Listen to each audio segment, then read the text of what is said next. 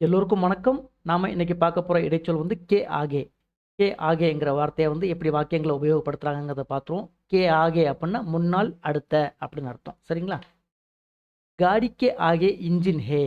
காடி K Aake engine ஹே. வண்டிக்கு முன்னால் என்ஜின் உள்ளது. காடி அப்புட்ன்னா வண்டி. हमारे ऑफिस के आगे पुलिस स्टेशन है. हमारे ऑफिस के आगे पुलिस स्टेशन है. எங்கள் ஆஃபீஸுக்கு முன்னால் போலீஸ் ஸ்டேஷன் உள்ளது. हमारे ऑफिस के आगे எங்கள் ஆஃபீஸுக்கு முன்னால் போலீஸ் ஸ்டேஷன் है.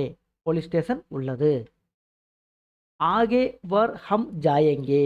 आगे बार हम जाएंगे. அடுத்த வாரம் நாம் செல்வோம். ஆகே அப்படின்னா அடுத்த வாரம். ஆகே வார் அப்படின்னா வாரம். அடுத்த வாரம் हम जाएंगे நாம் செல்வோம். कुमार के आगे कौन है. कुमार के आगे कौन है. குமாருக்கு முன்னால் யார் இருக்கிறார். குமார் கே ஆகே குமாருக்கு முன்னால் கோன் ஹே அப்படின்னா யார் இருக்கிறார். காடி கே ஆகே இன்ஜின் ஹே வண்டிக்கு முன்னால் என்ஜின் உள்ளது.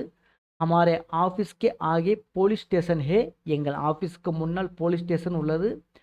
ஆகே வார் ஹம் ஜாயேங்கே அடுத்த வாரம் நாம் செல்வோம். குமார் கே ஆகே கோன் ஹே குமாருக்கு முன்னால் யார் இருக்கிறார். சரிங்களா?